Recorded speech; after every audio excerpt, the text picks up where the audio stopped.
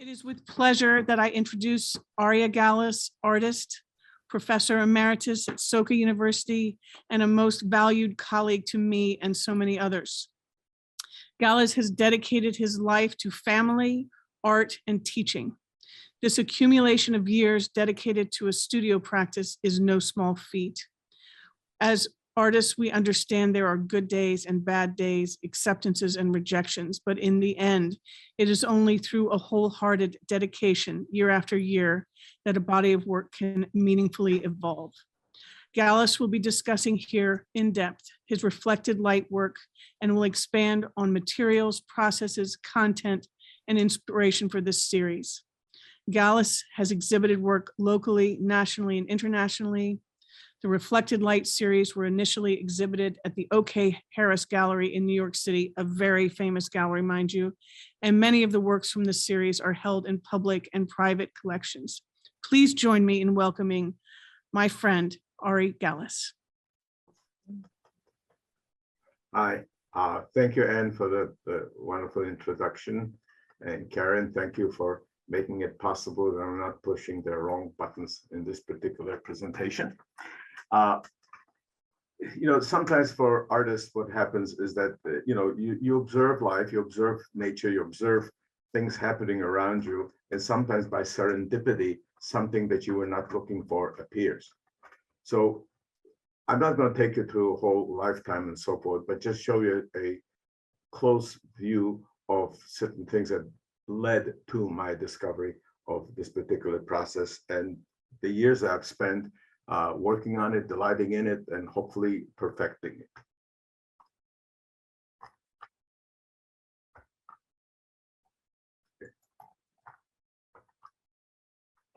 Well, I'm going to start at Tyler School of Art, Temple University, where I have been sort of fascinated by luminosity and light. This me and my good friend Frank Galushka. I'm the guy closer to the painting at that time with a full head of hair. This is one of my paintings I was working on at that time, sort of actually inspired by looking at the jet engine while flying. And, it has some kind of erotic connotations to it. It's about 8 feet by 4 feet. And I got accepted to the University of Wisconsin in Madison in 1968. And I continued working on this sort of semi surrealist work or so on, but still involved very much with light. So this is a series of drawings I would do, and pencil, graphite, and so forth. And it just, I like the way light bounced back and forth. I like the way your eye shifts focus and depth, and your pupils close and open, as if when a car comes close to you and the lights are on, you don't see the car, but the lights turn off, all of a sudden it becomes all apparent. So I did a whole series of those kind of drawings, which led to paintings. Some of them were sort of dreamscapes like this one, but luminosity, some kind of dream that I had about, some kind of meteor shower, etc., that was going in through it. And this here, this painting is 20 feet by 7 feet. It's in sections. It's called The Annunciation. And it dealt with, obviously, the Annunciation that we know from the Bible, but it also dealt with the fact that no matter how a God or whatever has been brought forth and so on, it still had to go through the physical aspects of being born out of a woman. And this shows you sort of a scale, how big the piece is. And actually, I was skinny then. Okay.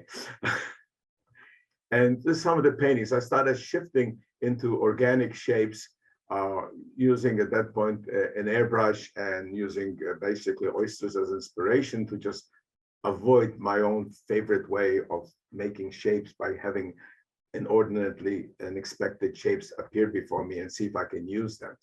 So you can see that those pieces were quite large, and they slowly got paler and paler. As you can see, the paintings, now the paintings behind triangles, which already appeared in 1970 for my Master's of Fine Art show, and those are them. The triangle played a very big point in my life and my art, because that is a shape that doesn't have to be lit from the bottom. It can be lit from the top or from the sides. This is a poster for my Master of Fine Art show. For those of you who have seen this, you should realize it's a joke. I rented a cap and gown. I put the bust of Dante in the globe. It sort of reminds me of the pictures of Generalissimo Stalin when I was growing up in Poland. And sort of, you know, people thought it was for real, but I had a blast doing that poster. So I moved to New York City, and later to Madison, New Jersey. And I was sort of inspired by Cy Twombly, and my first reflected light pieces. If you look at the bottom of the images, you see the reddish image has like a green tinge, and the bluish image has sort of an orangey tinge on it. It was by one day at School of Visual Arts where I was teaching, I walked into an exhibition, which the drawings were okay. I didn't care that much about them, but the frames made out of highly polished aluminum. And what happened with that is that aluminum was reflecting from the gallery lights, was reflecting upon the wall above the drawings, making it look like if you held a mirror to it and intensifying the white. All of a sudden, I said, this is the answer, reflected light. What people know, you know, whether you, you know, what kind of clothing you wear, or what, especially my favorite artist, Vermeer, knew that light bounces off from one side to the other. Da Vinci did the same thing, realizing that light is not just light, but the color of the object that is giving off the light, bouncing on the object that you're painting, changes aspects of that particular object. So those are my first canvas works. And of course, the triangle obviously started making. If you look at this, you would see there's some slight, I didn't know how to photograph those works at that time. So that's why some things really don't see what they are.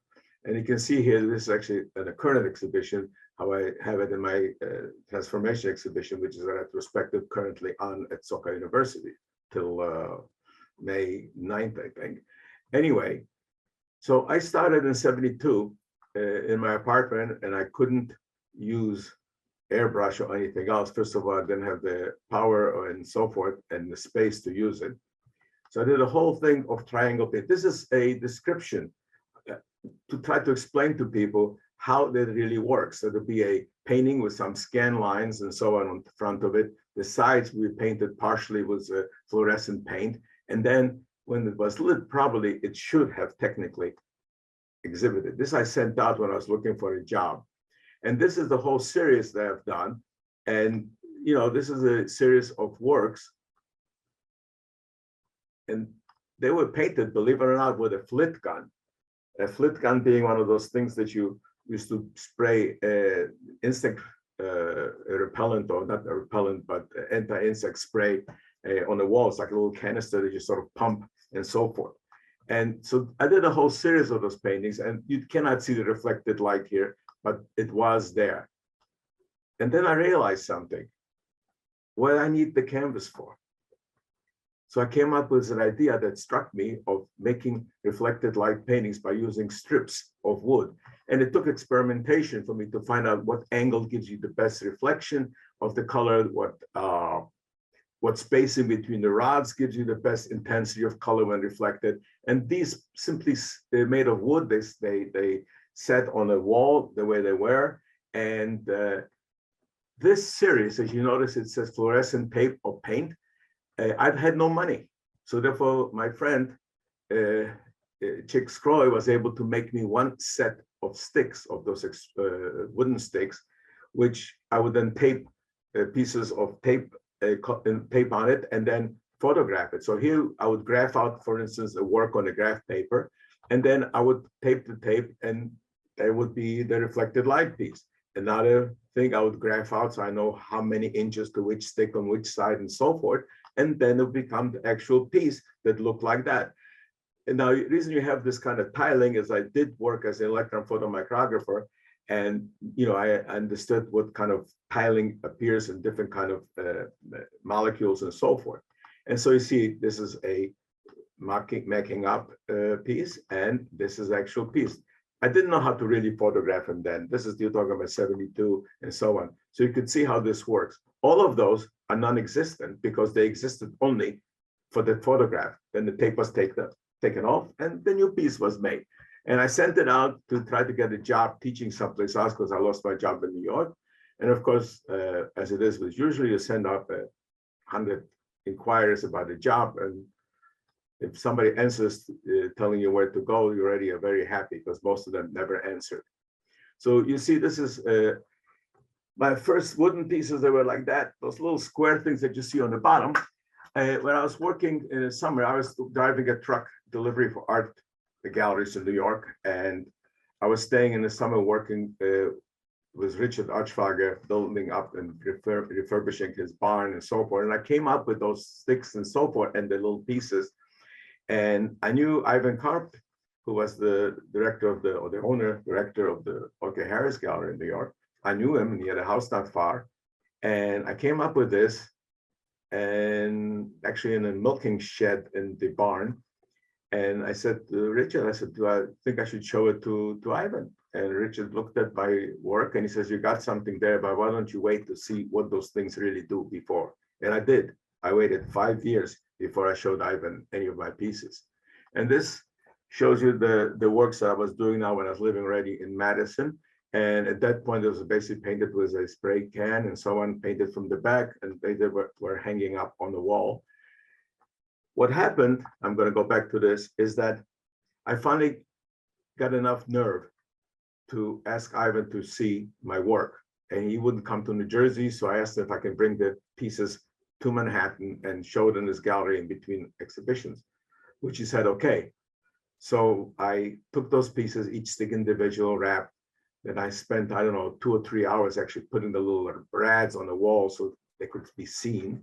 Ivan was getting very impatient. I finally put them together and I was very tired and very nervous, what I said, if it's after all, it was Ivan Karp. And Ivan came into the room. He looked at my pieces hanging on the wall and he goes, blah, blah, blah, blah, blah. And I said, what? And he took out a cigar out of his mouth and he says, breakthrough work. And I sort of, I don't know what I did. I sort of must have just fallen to the floor. But I really tell people that what really happened was that he then made a joke and I didn't laugh. And I looked at him, I said, Ivan, don't expect me to laugh because I'm scared shitless. And what happened is that about a month later, I get a telegram that says, call O.K. Harris now.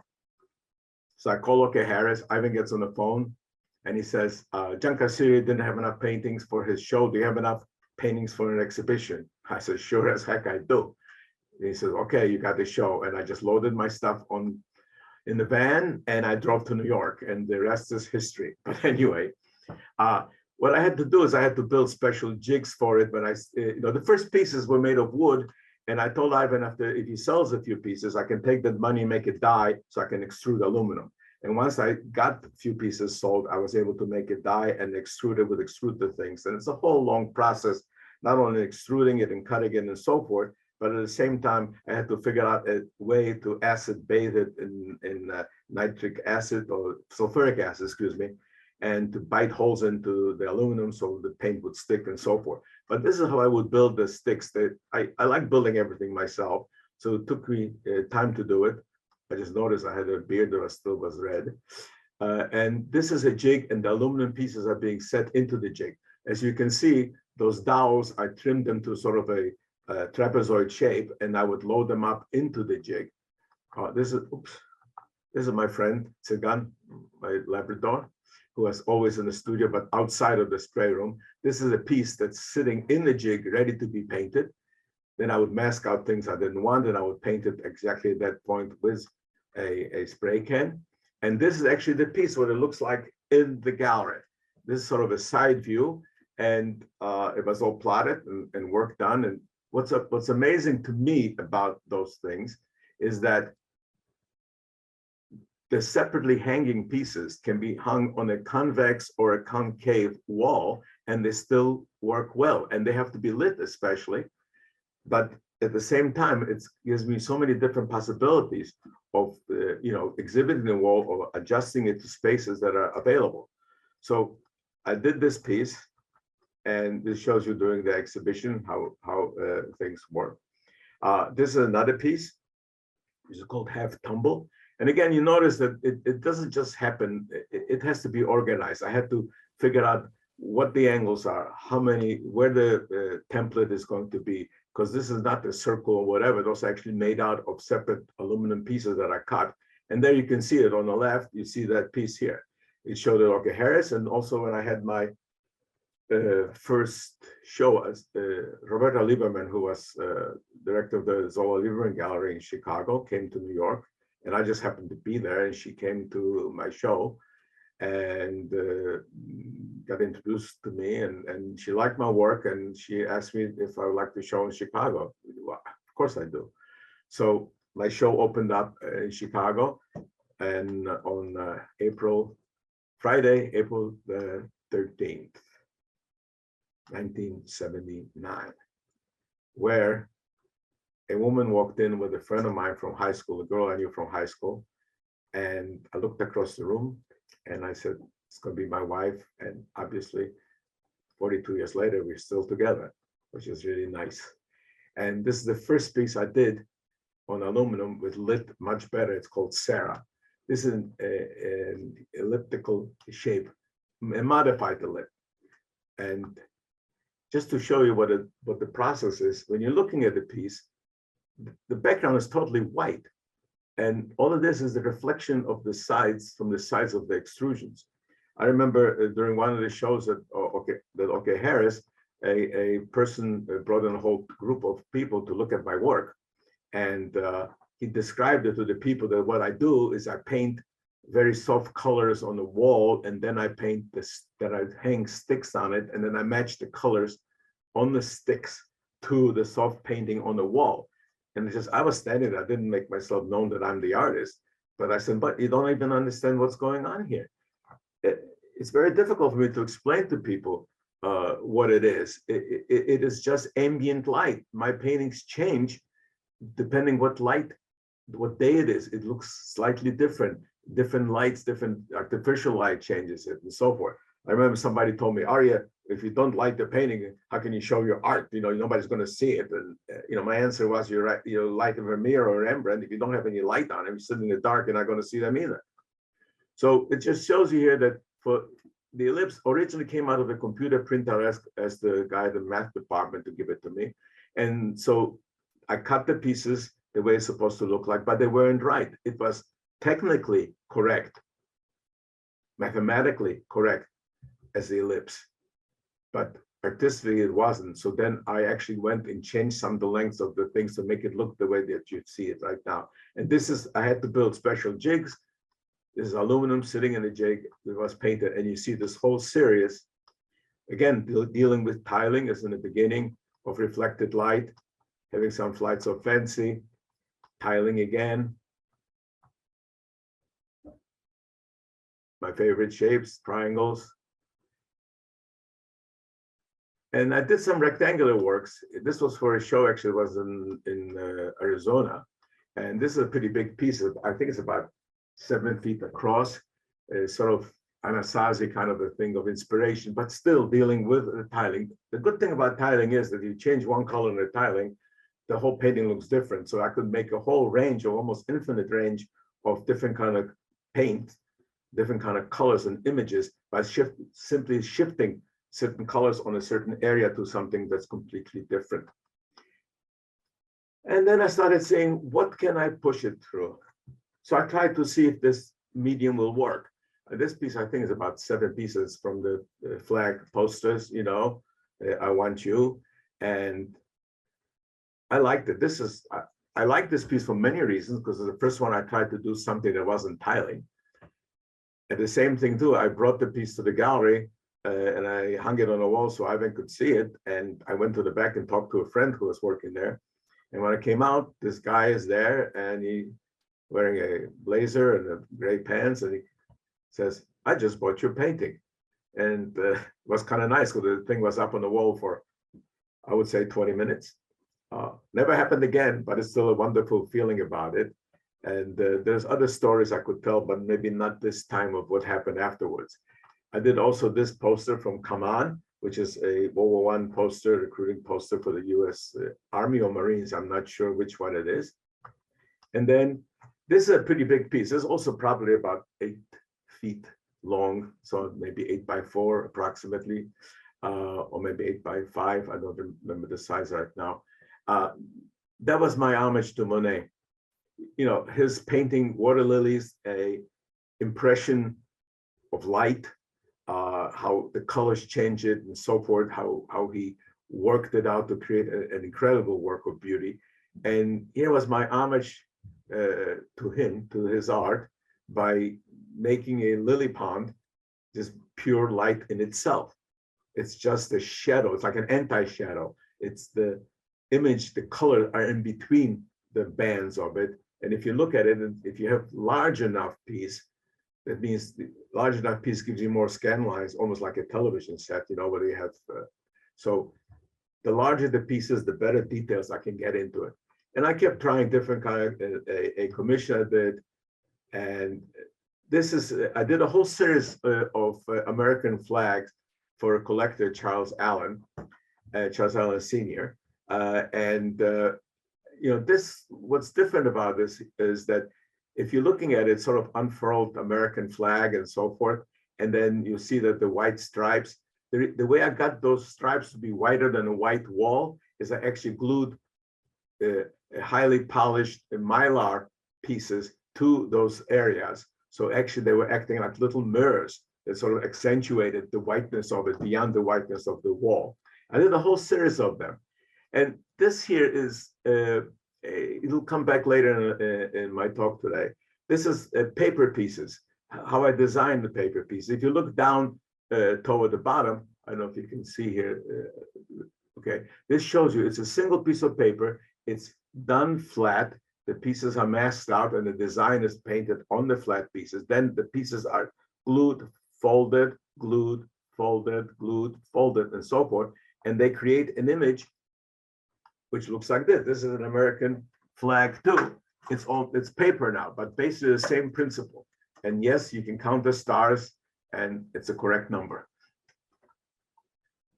I did also a series of nude works with it to see if I can actually accomplish it. And, you know, mildly posing, and I created the rugs actually behind it, so different kind of things. And so I have different poses. And something here, I mean, Wesselman used to do paintings like that and so on, but this is just done with light.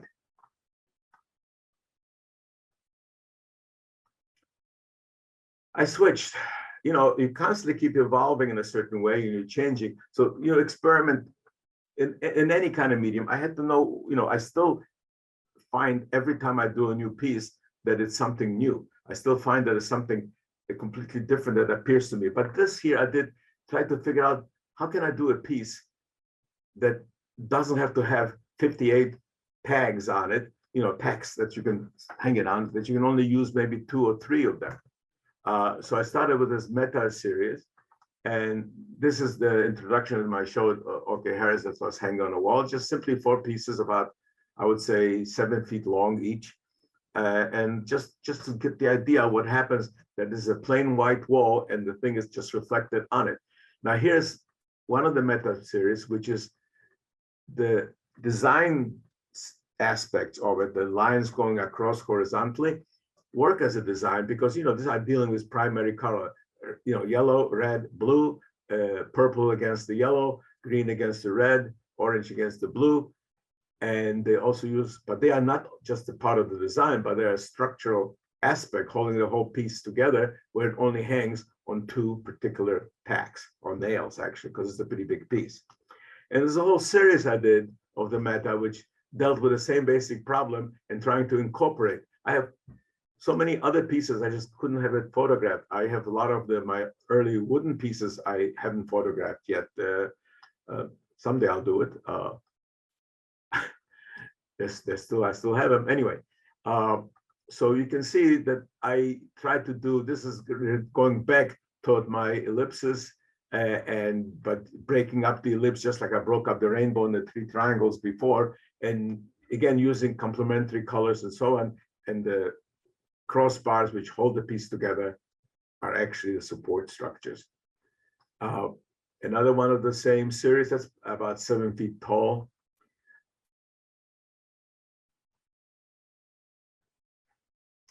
I was sort of seeing, can I do a target? Yes, a lot of people are painting target, Jasper Johns, etc. I want to see if I could actually do it in light. And you see that the top and the bottom, there could be a whole, the bottom recreates the color that's in the middle. My teacher, Victor Cord, was a student of Albers, dealt with interaction of color and so on. So part of it is influenced by that. I'm a product of all of my teachers and whatever else there is in my life experience. But as an artist, I went through different pages. So you can see this here now, and you notice that those pieces now have a frame around it. The reason that I have those things framed in the piece, there's a whole superstructure behind it, is because some of the pieces I sold, a guy came to Ivan saying, "What did you sell me?" or whatever. The pieces don't reflect. So I asked the guy, I said, "What color is your wall?" And he says, "It's navy." I said, "It's not going to work on navy. It has to have a white wall." And since most people didn't feel like repainting their rooms, I decided I'll do something else and actually build stretchers myself and mount them on those things, which are really not paintings, it's just movable walls with the pieces hanging. It's very heavy though, weight. This is the pretty large piece that I did from the same series. What's nice about this piece is that after about a week on an exhibition, the gallery director from OK Harris calls me up and says, "Arie, I got good news and I got bad news for you." I said, "What's the good news?" I said, "We just sold your big piece." I said, "That's fantastic news." And he says, "So what is the bad news?" He says, "Well, the person who bought it wants it delivered to his house in Nice, right away to ship it out." I said to him, "What's the bad news? I'll put another one of my big pieces in the truck and I'll see you in a couple hours." And I did. And he got this piece and I put another piece on. This is what the show looked like. Now, when I started working with Heartland, I sort of found that I really liked landscapes. I like aerial views all the time. And this was sort of almost perfect because it gives you a formalistic aspect of dealing with color, but at the same time, you're dealing with landscape. And I would draw, sketch, while flying cross country or from many times from New York to Chicago back and forth. And I would do sketches. So you'd see, I would just look out the window. I see something interesting. Now, if you notice, there's two sketches on the right-hand side and so on. They later became a oil pastel drawing. And the one on the bottom became this drawing. And those paintings then led me to a whole series of reflected light landscapes, which is Heartland 1. Just the joys of this. Some of them are real, most of them actually are invented landscapes and I also use a diagonal on purpose because it does create a much more vital and energized image. Again, I try to experiment if I can do something that's more realistic, and yes, I could. It's a Monument Valley. I like this piece. This is actually the collection of the New Jersey State Museum. And what I like about it is called Indiana White. And this is flying in the winter from New York to Chicago over Indiana and just looking at how rivers were outlined by the banks of trees, filled with trees, and the fields were filled with snow. So what you're having here is very simple. It's totally white background, and only what reads as a black and so on. It's actually, I did put colors in there, like a warmer purple toward the front, a little farther, a little bit more neutral gray, and farther bluish colors and so on. But all it is that the dark shapes are just the shadow. The realistic shadow would be happening between two extrusions. And the white is actually the accentuated light bouncing off the white parts I didn't paint at all. And it gave me the illusion of flying over a landscape that's frozen. And also I like oxbows, and you'll see that a little bit later. I love river and winding kind of forms. Another imaginary, so this piece is about, I think, 94 by 54, 92 by 54. It's an imaginary landscape. It's called Illinois Flood. And this is just, I imagine what would happen if in a nicely delineated landscape, a river overflowed and how it would look from it. And that gives me an excuse to play around with blues and different shapes. What you see here is an original sketch, flying ones. I said, what would happen with if the plane was plummeting down. So I jutted this thing down really quickly. And later in my studio, worked out a sort of a 5-point perspective drawing of what it's supposed to look like. And then, of course, as I do in most of my things, I did a color pastel version of it. And then from that, using that as a guide in a certain way, I created a reflected light piece, which is this. This is, I don't really remember how big it is, but it's over 8 feet, I'm sure. Maybe 8 by 6 or something like that. I can't remember right now what the size of it is. And you can see how big the piece is, you know. So yeah, it has probably 6 feet. And I did a whole series of those landscapes, playing around with the illusion of what happens if I were to leave the areas white and then paint the other things. So here it looks like clouds are floating over a certain landscape, casting shadows, but it's not real. The reality is it's just a flat surface. It's a phenomena. I love the way the brain reacts, you know, to color. I love the way the brain reacts to clues, even if they're not there. And this one too, it's, you know, when you're flying over a cloud-filled landscape, looking through this thing. So again, you get a nice 3-dimensional view of the piece, but it's really not. It's just strictly 2-dimensional, and the white areas, quote unquote clouds, are just areas I didn't bother to paint. Another version of this is called Left Bank, sort of a word game on the left bank of Paris, but banking left, you know, as the plane is banking left, how the landscape would change. But the reason I did it is because of diagonals. I love diagonals. I love this thing because it makes the picture that much more interesting to me. And here is a oil pastel, oil stick painting. And this was the original version, sort of flying over a landscape where the landscape is dark already and the clouds are still catching the last rays of the sun over the horizon. And from that evolved this piece, which is a reflected light piece doing something similar to that. And it shows you how those pieces look like when they were exhibited in the museum. It's black. What happened is in 1993, I stopped all my color work and I started a 9.5-year project in black and white.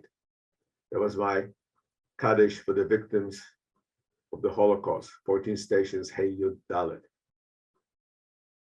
And for almost 10 years, I didn't use any color. Everything I did was charcoal. I put my family, I put myself through a heck of a 10 years of dealing with those images. And that's a whole different thing. You can find it at my other lecture about the 14 stations. And then back. I came to Soka and I started working again in color.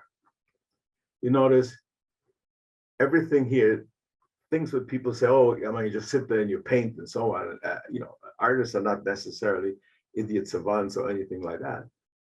Everything takes planning. So what I did is I figured out what the dimensions are, what are the stretches dimension, what's the profile, how to build it, what's the aluminum extrusion, how many lengths, where the tap holes are so we can mount on the background. And then it tells you here again, building the actual space, the actual stretches upon which the aluminum pieces go on. And that, well, first of all, when the aluminum is cut, you have to degrease it. And obviously you have to use chemical gloves and organic vapor mask. That's my wife, Sarah, helping you mount it in the jig. The jig then is put on a special jig. The jig is put on the jig, which I can go and spray it. I use a car gun to spray the Liquitex gesso. The aluminum is treated in such a way that the gesso actually bites itself into it and locks into the holes that the acid might created. And then I built the stretches. The outside, the square stretch is built by my friend, Jeff Simon, upstate New York. And the support bars, as you can see, I actually go and I modify myself. And that's what the wall looks like before it's actually painted. It's just, I painted with a roller, just like it was a regular wall. I built and I cut, especially in California here, I had to have earthquake-proof things. So I modified some things I could buy in a hardware store and I made brackets, which I then screw it on the wall, and the pictures just hang on it. And it shows you the small studies for something, and then the large cartoons. The ones on the left are cartoons upon which I based the actual reflected light piece.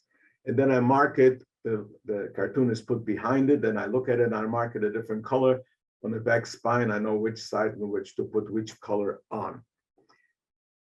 And this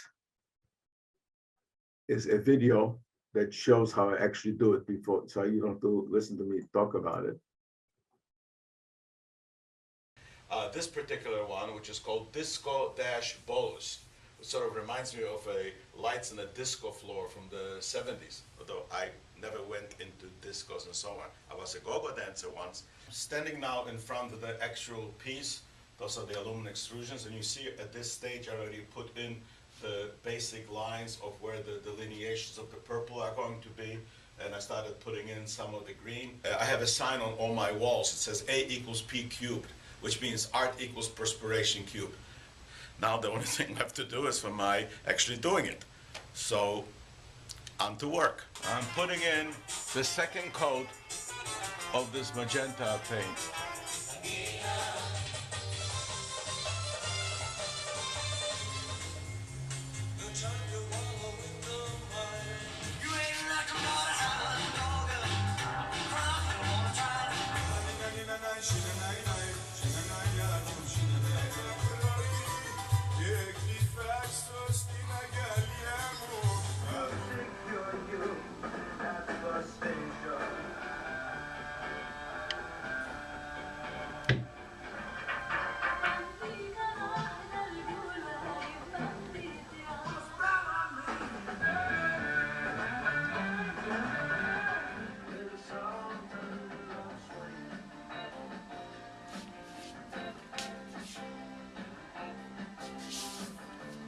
That's it.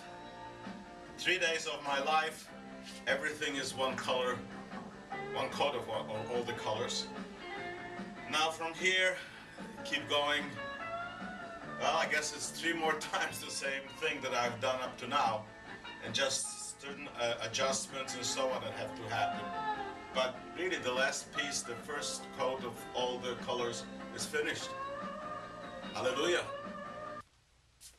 Last night at about 11:11, I finished the last of the 4 coats of paint on this last reflected light piece.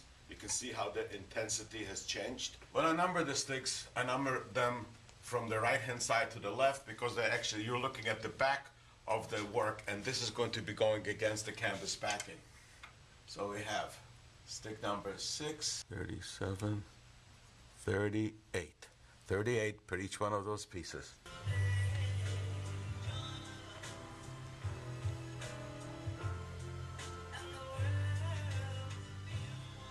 Ever since I met her in 1979, I have been putting the following on all of my reflected light pieces.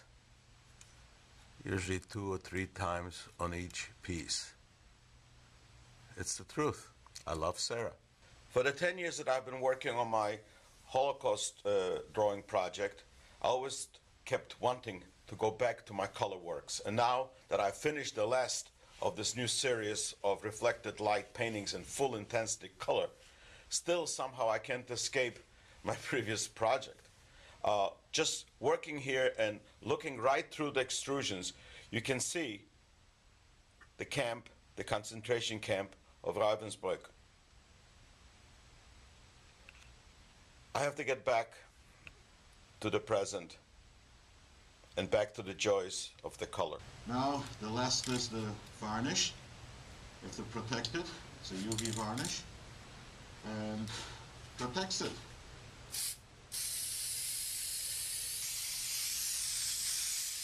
The varnish also changes the color slightly, making it a little bit deeper. This is finished, varnished. Now the sides here, the colored sides have to be taped over, and then the front has to be painted white. I just have to tape all this stuff out. The amazing thing about this tape, if you leave it on for about an hour, it's fine. You leave it on for a little bit longer, it'll rip the paint off.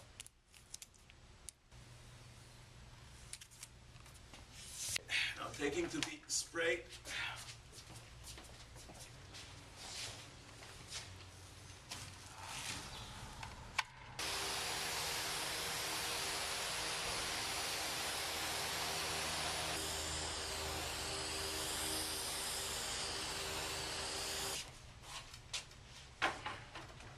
Now comes the true test. I gotta remove the masking tape and hopefully nothing falls apart.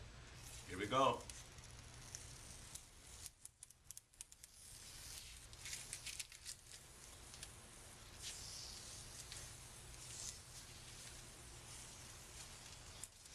Done. I always sweat buckets at this stage because sometimes the tape actually can rip off a piece of the paint and I have to rework it. This time on this piece, everything went well. This is Jean Marcus Silva, my assistant for the past few months here. His former student actually graduated, but for some reason hanging around here and helping me out, which is really a beneficial thing. Thank God it happened. Anyway, we're putting together right now the little jig upon which we can place the backing for the painting and actually be able to screw the aluminum extrusions to the painting. So here we go. Let's find if we can do it.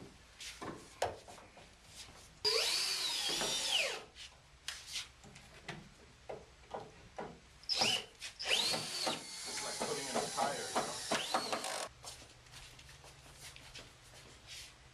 know. Now it's ready for the extrusions. We did it.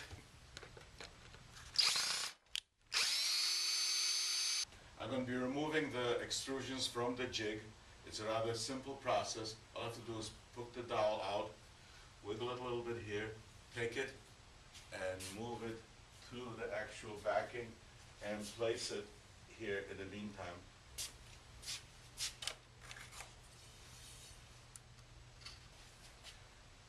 Good thing John is here, makes the process 3 times as fast. Time to actually mount the pieces onto the background. And remember, this is 38 pieces times 2. Those screws have to be put in, and I used to get blisters for it. So now I'm actually using this glove. So I'm the Michael Jackson of artists, you know. And time to get to work. Those are all stainless steel washers and screws, so they do not rust, and you start mounting it. First screws I use on the top because that's where I measured from, and that gives me a proper alignment to the back. All I have to do is tighten up on it, just gently tack it in. Now this is doing the bottom part of it. I have to put in the screws. Well, good thing that I have a chin to hold it down. The piece is finished. This is the light from the window, just coming in just like so many years ago. And now you can see the reflected light piece. Baruch Hashem, the series is finished. What's left right now is to show you how the painting actually goes through a metamorphosis from the painted cartoon to the actually reflected light piece. The studio looks kind of empty. The jig behind me is empty. I am full. I'm full of happiness right now. It's finished. Growing up in Poland after World War II, and then right now finding myself at Soka University in California, it's an amazing change of time and place and so forth. Someone would use maybe the light to show the cracks in the universe, whatever else, the little dirty secrets, etc. I tried to use the light to show you how beautiful everything is. Nobody owes me anything. The world doesn't owe me anything. I'm teaching painting and drawing, which is what I love. I love painting and drawing. I have a place to work here. I have a place to be happy. And thank you very much for being here. You can just see the works and so on. So again, thank you.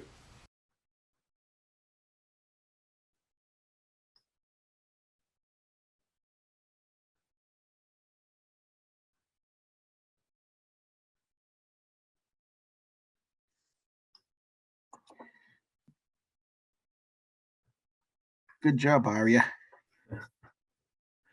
Thank you. What I have here is the actual paintings that came from this series. Before this, every painting background has this.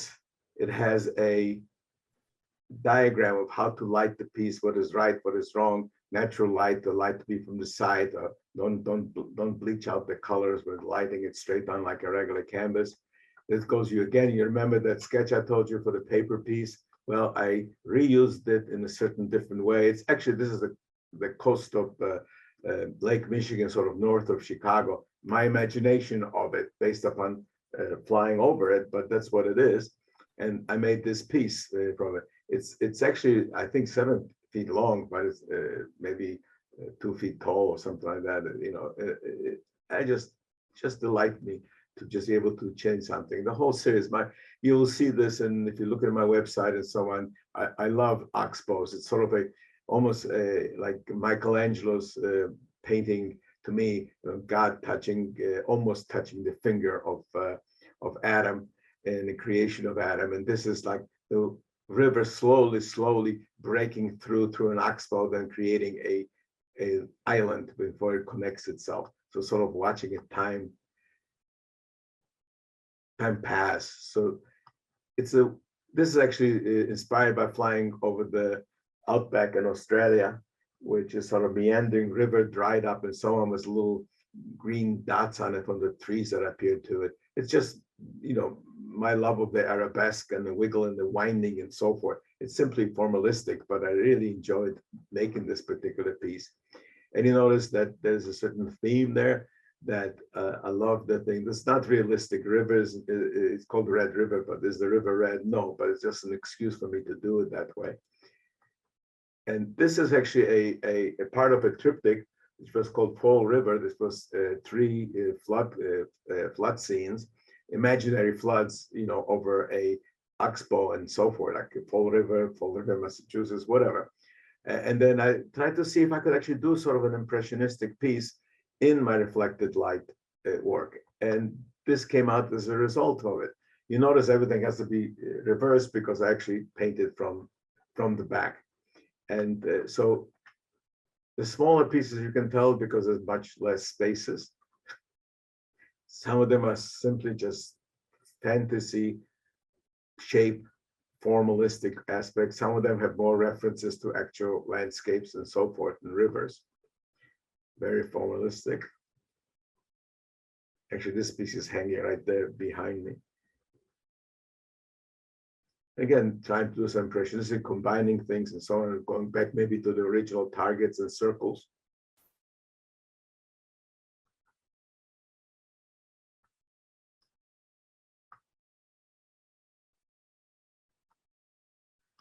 Now, this is an original small sketch for a piece called Winding. And this is a full-size cartoon, which I then make the piece on. And you can see the different sizes, how they are. And this is the actual piece in itself. It's about 74 inches tall of this piece. It actually is in the current exhibition with some of the other pieces besides my other artworks. And this is what you see here. I'm just happy to be able to do it. I'm totally delighted to see every time I see it differently, during different light situations. Sometimes I turn the lights in the gallery off just to see what kind of different glow. And sometimes actually it appears to be more intense when the light is subdued in the gallery and the thing just glows from the windows that are on both sides, you know, and at night it takes another color. So basically that's what it is. This is my work. This is what I'm doing. And if you want to have more information, you can go to my website at ariegallis.com. And thank you very much for being here. And now I hope I can take and ask me questions and so on. Thank you. Okay, here I am. I see a whole bunch of you here. Nice to see it. Oh my goodness. Some faces I haven't seen in a while. If anybody has questions, feel free to use the hand raising function and we will call on you.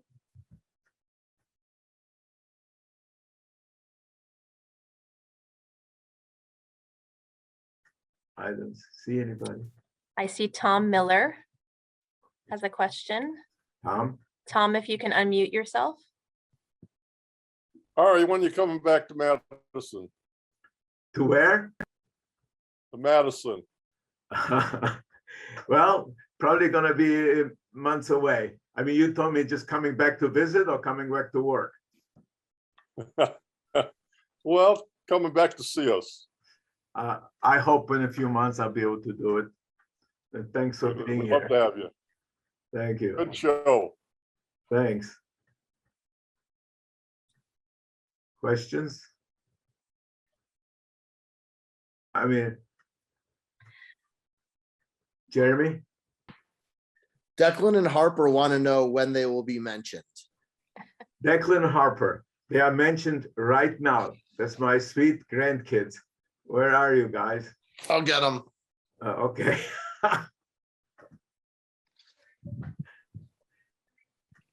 You know, one of the amazing joys of this way is that when I got married, I married a woman with 2 children, and I never changed diapers. So when I was 70 years old, my first grandchild was born, and that was time, I guess the only time I actually changed the diaper at 7. I don't think you ever changed the diaper.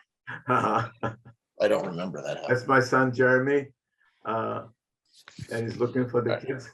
Are they here? They're in the bathtubs. Sorry, Okay, everybody. take Bye. care.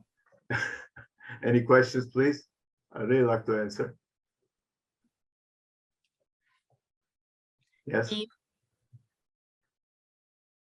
Eve, to unmute yourself. unmute. There you go.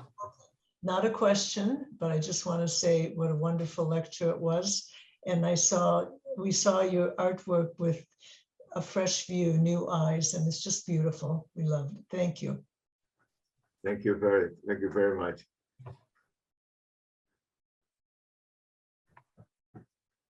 Anybody else? Hey, I can do a polka or do a Kozatsky. Well, actually, I can't do a Kozatsky anymore. I'm too old for that. I used to be able to do it. Any other questions? Mark, Yes. Hi, Aria. Good to see you. I'm Good Mark. job. And just a question. I've been working with light on various satellites, and I'm just wondering if you ever considered looking at doing lights in different parts of the spectrum that we may not be able to see, but have to use special equipment to look at it with. Not really. I have enough trouble with the light that I can see in this way. But no. What happens is, it's like, some people say, "Oh, I work like a GAM." No, I do not work like a GAM. Steve Antonakos is a friend of mine, and there's who was working with what you call it, not fluorescent light, neon lights, and there's Flavin, and there's a couple of other people, Keith Sonier and so forth, and they are working with lights that's generated by a power. Okay, and I kind of like the fact that my works are generated by simple reflected light without having to use any other contraptions. But I know that you work with rockets and so on. The only thing I can tell you is that I do use Google Earth sometimes to see different parts to see if I like any images. So therefore, you might have a piece of mine that has a field from Kansas and the other part of the same painting is a field from North Dakota and someplace from Texas, or modified by me. If I didn't like the field that looked facing right side up, I put it upside down. So basically what I use is, no, I'm just going to stick at this point just to the phenomena of reflection of the light. One other thought is not just the far distance looking at stuff, but looking at stuff closely. You take a ultraviolet light and shine it on a flower, or look at the flower in the ultraviolet, the same frequency that bees can look at it. And a plain looking flower has like pointers going to where the honey is, and stuff like that. There's a lot of phenomenology going on that's at all levels, high earth levels to down to the small level. Well, and you might be interested in looking at that and using that as a I observe everything of that thing. I read about it, I observe everything. And again, I don't, I try in all my work not to really spoon feed people, just for them to discover certain things. Just like I said before, the guy looked at my work and described it to about 60 people from Long Island, of what my work is while I was standing there, and he had it all wrong. It's very difficult sometimes to see that. But no, I really like the phenomena right now, that is just kept it simple and allowed every day the piece to be a little bit different. Sometimes very surprising, especially, if you see a piece of a friend of mine has in Chicago and then see one of my pieces here in California, and the lighting is being completely different. And I like that phenomenon. Very good. Thank you. Anybody?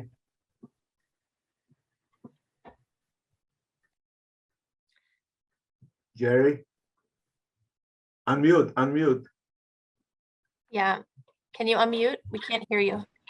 Go ahead. Can you hear me now? Yes. Yes. All right, listen, we're listening to you and we have one of your, This is Alan. Okay. Alan Pogren. We have one of your pictures in our living room. And as the seasons pass, the pictures reflect a light that has passed by through the seasons. It's a wonderful illusion. And I'm wondering if that was part of your original design, if you meant for that to happen. No, definitely part of original design is, I would sometimes finish my painting a piece at 4 o'clock in the morning. I would hang it on the wall in my studio in Madison, and I would wait till the sun would come up and watch the day get brighter and watch this light come in and watch the thing change constantly. Jerry, you were going to say something. Unmute. There's a button you got to click on. You see it says unmute on the bottom there, on the left corner of your screen.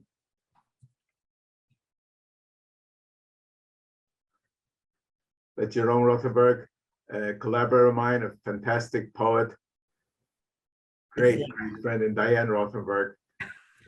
Okay, you're on. Just to say, you are an extraordinarily original artist. There is no one quite like you, Arie. And just to express my great pleasure that in having been able to work with you on projects. So I begin to think, can we possibly collaborate on a light piece?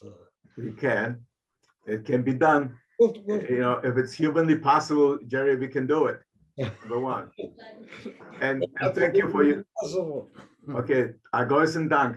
Thank you very much for your compliment. You just forgot to say another thing. I'm really good looking and modest.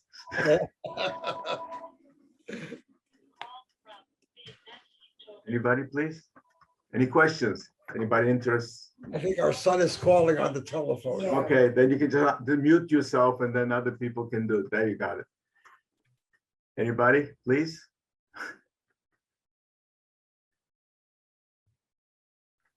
Okay, I don't know really how. Yes, I hear somebody. Coming in? You want to say something else? No. Go ahead, Arie. Okay, all right. So, I tried to present the whole process to you on a scale of one human being having found something, found fascination with something, being able to express yourself.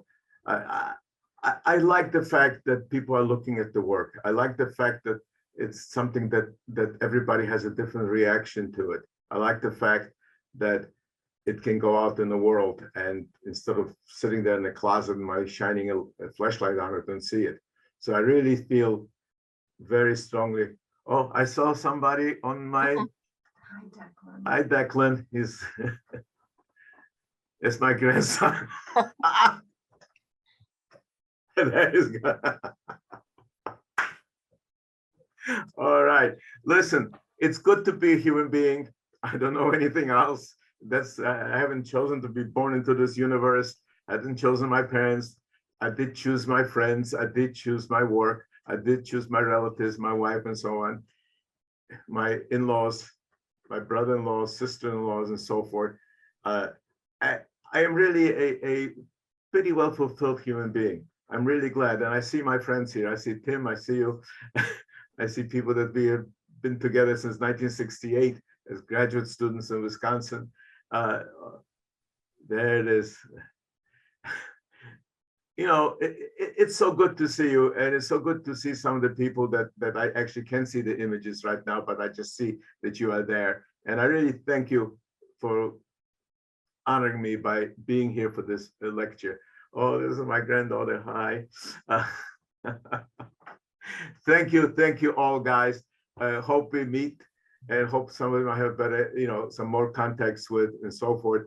So really, I'm delighted you were here, and I'm delighted that you were able to participate in this. So again, thank you very much.